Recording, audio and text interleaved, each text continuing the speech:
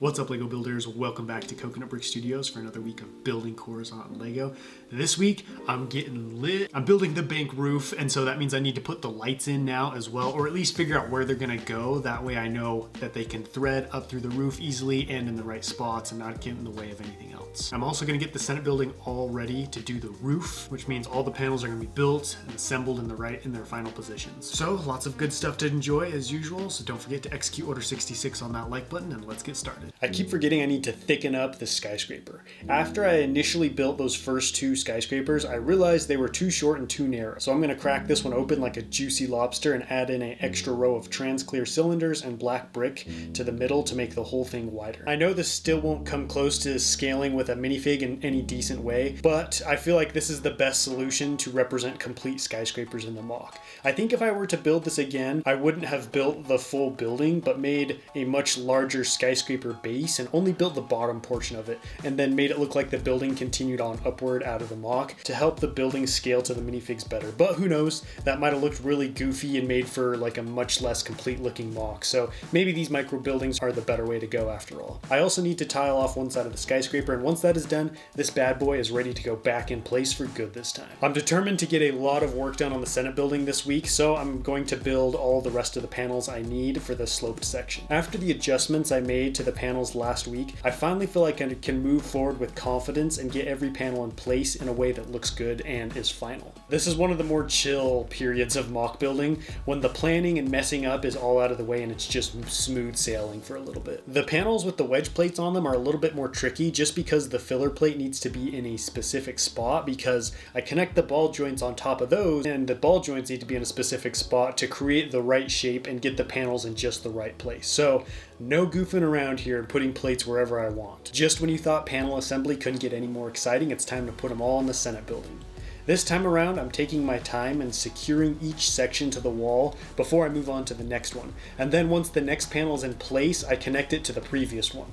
Last time I was too hasty in setting up the panels without reinforcing them, and they kept falling off the wall, breaking, and causing other panels to fall as well, and basically making me want to just flip the table over. What I did was reinforce the hinge bricks with regular brick and plate, essentially spreading out the weight and pull of the panel over a larger area of the wall. Lego engineering for the win. The last thing to assemble are the curved panels. This takes the longest because I have to get those ball joints in just the right spot to get this curve. But the flames of progress are burning bright in my soul, and so there will be no stopping until these panels are in place. I think it's about time this entertainment complex got finished up. I received in a large order of the elusive dark bluish gray tile, so I can tile off the rest of the second story. I've had such a bad case of senioritis with this mock, which does make me a little nervous because I don't want to start cutting corners on this build just to get it done. Luckily, there aren't really any areas like that left where I could shortchange myself, since it's just placing tables, chairs, paintings, and other small things, as well as tiling off the walls, since most of the complex designing and construction is done.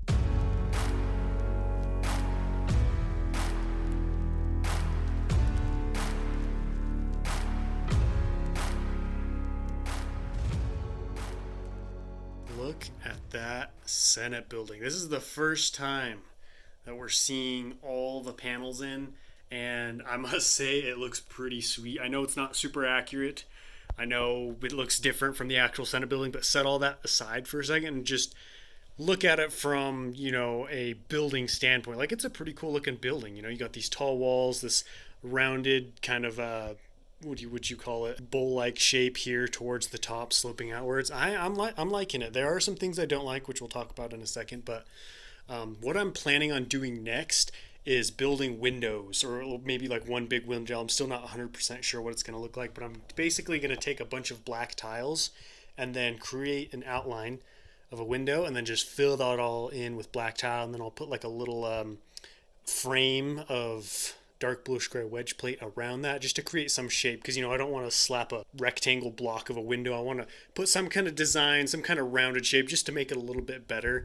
As for the sides, I might tile off some of them, but I don't know how much I can do or how much time or money I'll have to tile that off. So I'll tile off as much as I can and kind of go from there. So that's one of the next steps for the Senate building, as well as working on the roof, which I should start designing this week. On to the things I don't like. It's the same old thing I've been complaining about for a while. You see these plates just don't really line up super well. They're not, on a straight line. They're offset from each other and sloping in different directions. I don't know how much of that I'm going to be able to change or control, just because that's the way it goes. And I've tried my best to, build them and stick them in here in a way that follows the curve of the building as well as lines up pretty smoothly with each other. So I don't know that I'm going to be able to get much better than this, but that is unfortunate because it's just not as smooth and uniform as I would have liked. So I may continue to tinker with that a little bit. And then this piece right here on the end, I want to make shorter.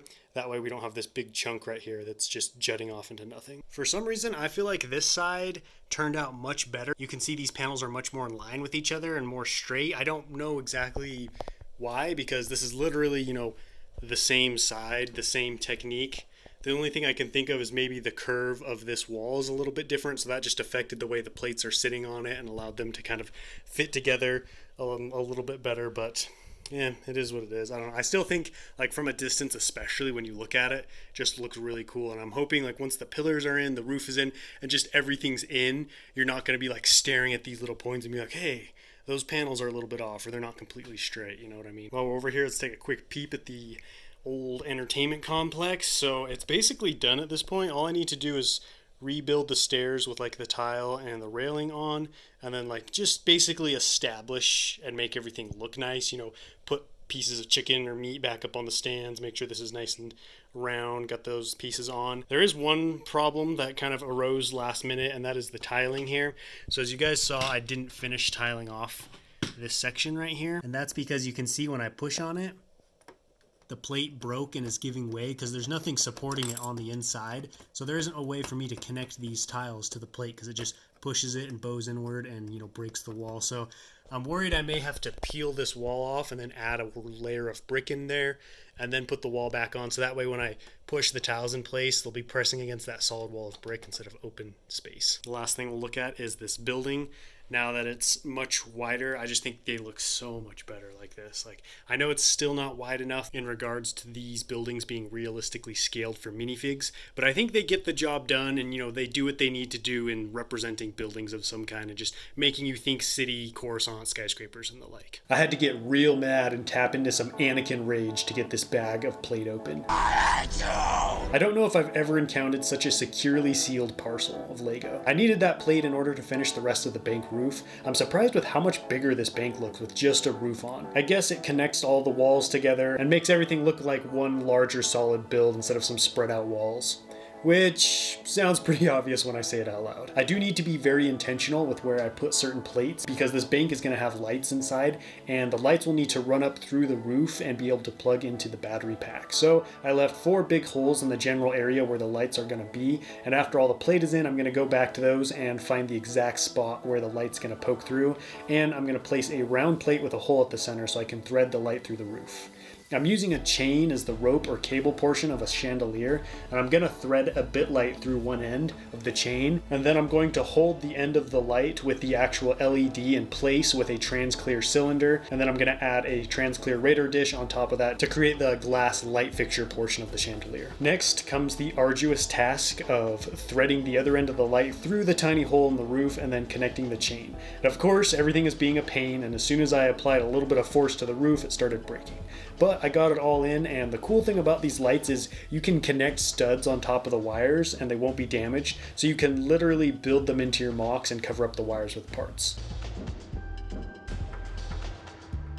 Now that the gunship crash site is built, I need to line it with debris chunks, just like what I did for the Captain Fordo crater. I forgot I was supposed to have plate lining the inside of this trench underneath the debris chunks to make them all slant down at an angle towards the bottom, so I'm gonna have to throw out my back later, leaning over the bank just to get that plate in. Man, it feels good to get some serious work done on this bank. It was looking so far behind everything else, and it's a fairly simple build, so it wasn't even like there was anything that complex, holding me back. But now that I've got this whole roof on, I can start to build the secondary structure that's going to be up here. It's not going to be anything too complicated. I'm thinking just maybe a giant plus sign like that.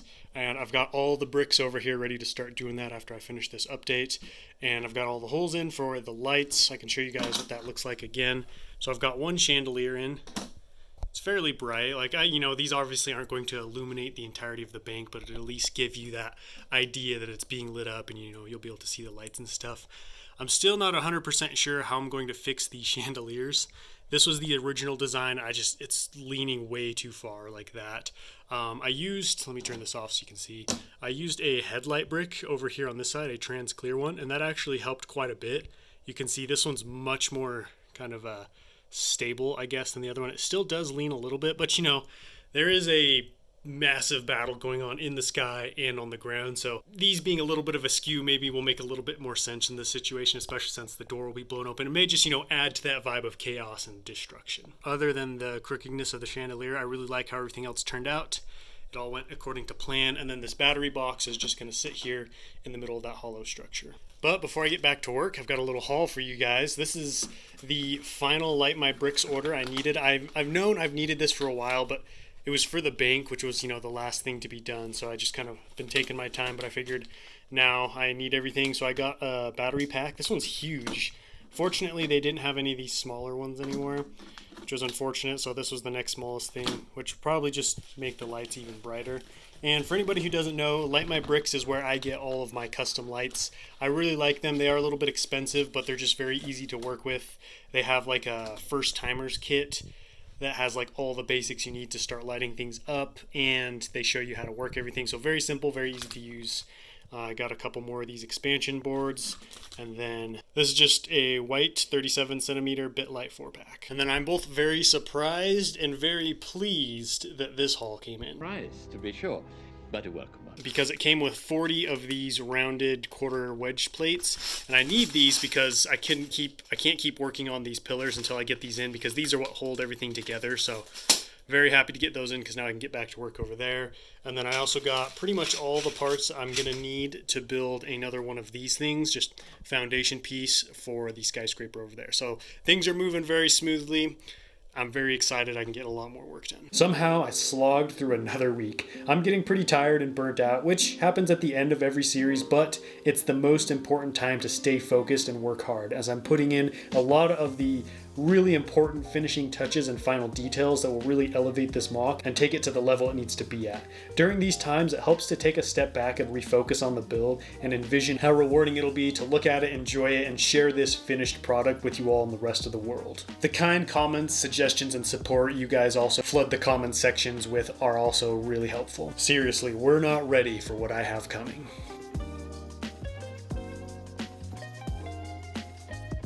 I feel good coming out of this week. I have a lot of parts still and just a lot of options for building, and I think I'm going to do a lot of building over this weekend, so don't be surprised if you come into week 48 and see a lot of changes, especially in the bank. Next week is going to be all about the Senate building roof. I got to get it done. I got to get it figured out, especially because I don't even know what parts I need to order in, because obviously I don't have all the parts on hand to build a roof for a Senate building. So the sooner I can get all that figured out, the sooner the finale can happen, because we're basically waiting on that. I'm slowly chipping away at the other things and trying to pace myself so that it all kind of finishes, in tandem with the Senate roof. All that being said, thank you guys so much for watching. I really do appreciate it. And don't forget to let me know what you thought about everything or any questions you have down below in the comments, and I'll catch you next time. But until then, happy building.